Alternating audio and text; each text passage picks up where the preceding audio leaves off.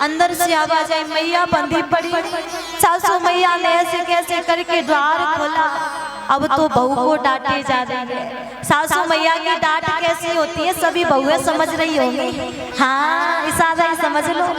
1.5 घंटा सासू मैया भाषण देती है और लास्ट में क्या कह के चुप होगी? अब मैं तो कुछ कहती नहीं हूँ, मेरा सुनता कौन है?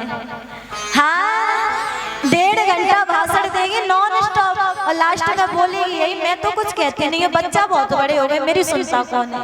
मैं तो कुछ कहती नहीं। सुनाए जा रहा है, छटाक भरो छोरा बांध के भाग गए।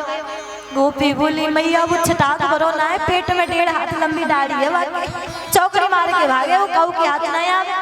अच्छा, अब तो पूरे ब्रज में खबर फैल गई कि नंद को लाला चोरी करे, नंद को लाला चोरी करे। हाँ महाराज, ऐसी लीला मेरे राधा रमण जी हर रोज कर रहे हैं। हर एक घर जाते हैं माखन चुराने के लिए। यमुना किनारे गोपियां सभी एकत्रित हुई हैं और एकत्रित होकर के महाराज कृष्ण चर्चा कर रही है, कौन पकड़ेगा उसे, कौन पकड़ेगा। एक गोपी बड़ी चालाक थी, उसने कहा मैं पकड़ के दिखाऊंगी। थोड़ा ध्यान से सुनना, बड़ी अच्छी कथा सुखदेव जी सुना रहे हैं। मैं पकड़ के दिखाऊंगी। अब उस गोपी ने क्या किया, कृष्ण को पकड़ने के लिए शिकारी की तरह जाल बिछा दिया। कैसा जाल बिछाया, ध्यान देना जरा सभी इधर। कैसा जाल बिछाया, रस्सी होती है जिससे छींचे से मटकी लटकाई जाती है, उस मटकी की रस्सी से गोपी ने मंदिर में बजाने वाली घंटी को बांध दिया। कृष्ण आएंगे, मटकी पकड़ेंगे, घंटी हिलेगी और मैं आके पकड़ लूंगा, पता चल जाएगा। अब अपने मित्र मंडल के साथ में कृष्ण आए, गोपी गेट के पीछे छुपके खड़ी, आगे तुरंत पकड़ लो, खड़ी थी। कृष्ण ने देखा नई मटकी है, सूजी नया माखन होगा, चलो आज यही घर में भंडारो करेंगे। अब ऊंची मटकी, छोटे छोटे सखा, छोटे से कन्हैया पकड़े कैसे, उतारे कैसे। और जैसे ही नजर डाले तो देखा घंटी बंधी है। सखाओं से कृष्ण बोले रुको, थोड़ा हम इस घंटी को समझा दे, देखो पकड़ने के लिए जाल बिछाया गया है। हाँ देखो जी, ये पूरा संसार मेरी आज्ञा का पालन करता है, तुमको भी करना होगा। घंटी बोली हम भी करेंगे, प्रभु आज्ञा करो। कृष्ण ने आज्ञा करी, बोले मैं माखन चुराऊं, बजना नहीं। घंटी बोली जो आज्ञा। सखाओं को दूं, बजना नहीं, जो आज्ञा। बंदरों को दूं, बजना नहीं, जो आज्ञा। मोर पावे, बजना नहीं, जो आज्ञा। अब घंटी समझा दी।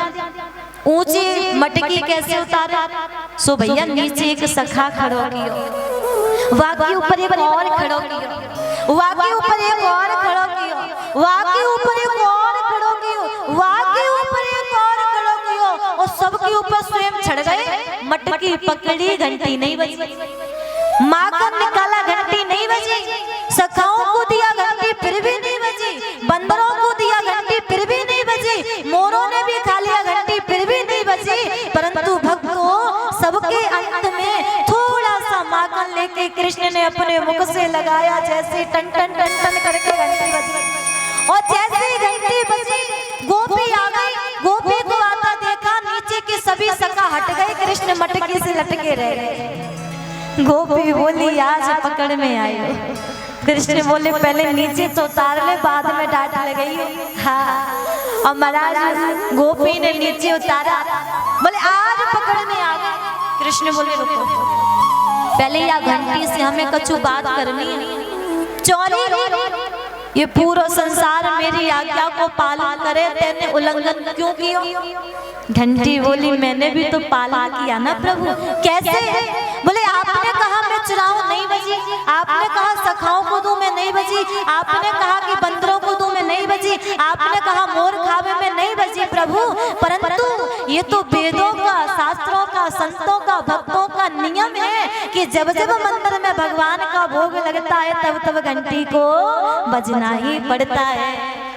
अब आप भोग लगाएं और मैं ना बजूं, कैसे हो सकता है प्रभु? मैंने तो वेदों की आज्ञा का पालन ही किया है ना भगवान। कृष्ण बोले ऐसी बातें तो छोड़ देते हैं। माफ कर दिया। गोपी बोली परंतु मैं कैसे छोड़ूं, मैं तो आज लेके जाऊं।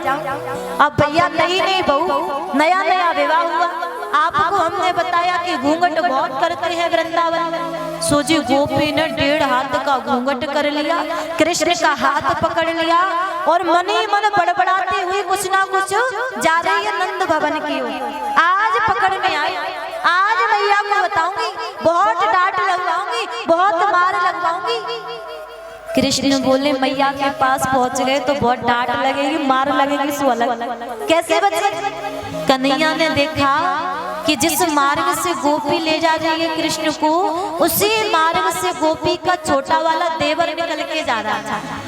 कृष्ण ने इशारा करके देवर जी को बुलाया और गोपी से बोले भाभी देख बड़ी देर है गई, एक ही हाथ को पकड़ियो, दर्द हो रहा है, अब इस हाथ को छोड़ के इस हाथ को पकड़ लो।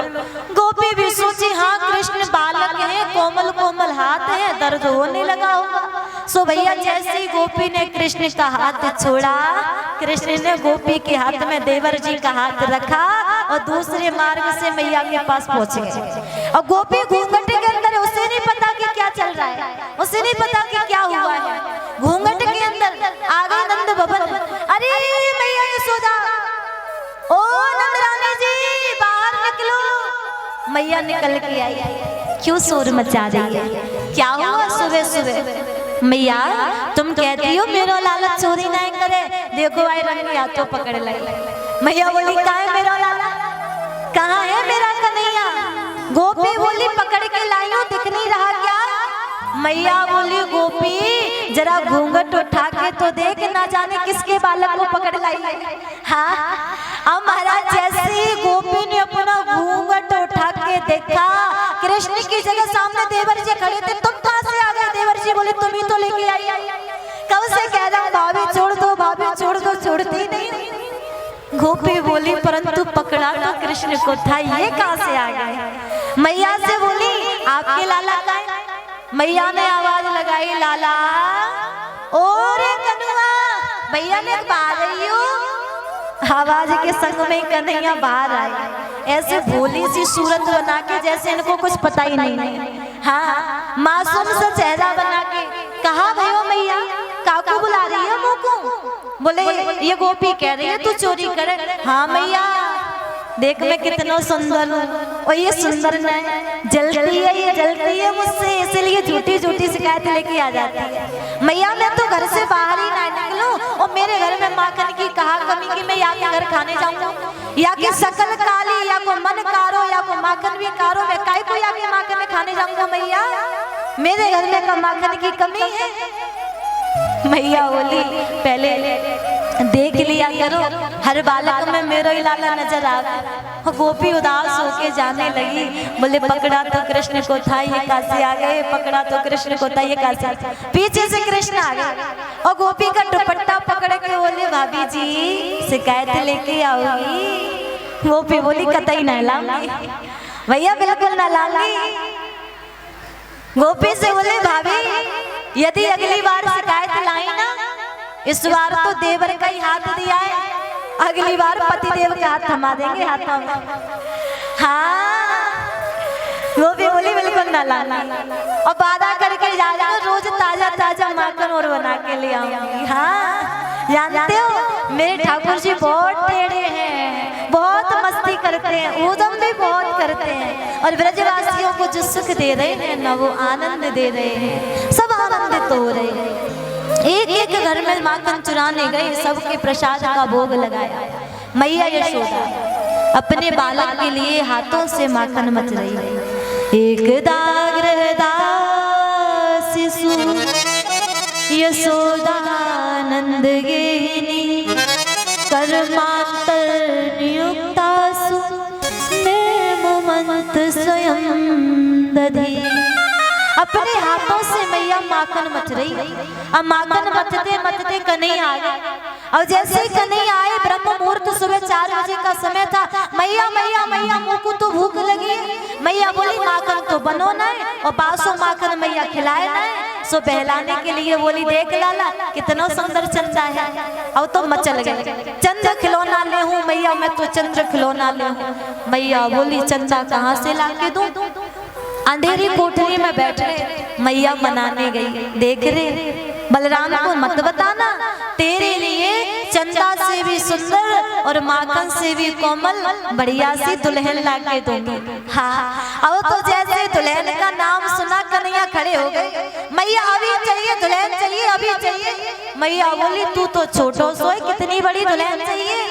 कन्हैया बोले मैया ज्यादा बड़ी ना चाहिए, बस इतनी सी लाके दे दे कि जब मैं गैया चराने जाऊं तो अपनी जेब में रख के ले जाऊं। हाँ, इतनी सी लाके दे दे। मैया बोली ठीक है, बाबा से बात करेंगी, तेरी ताई बहू देखेंगे। कृष्ण शर्माते हुए लड़कियों की तरह बोले मैया मैंने चोरी देख रखी है। मैया बोली अच्छा, छटाक करो चोरा, मुंह दोनों भी ठीक से जाने ना है, और चोरी देख ली विवाह की ताई? हाँ मैया मैंने देख ली है। मैया बोली कौन है? कृष्ण बोले बताएं?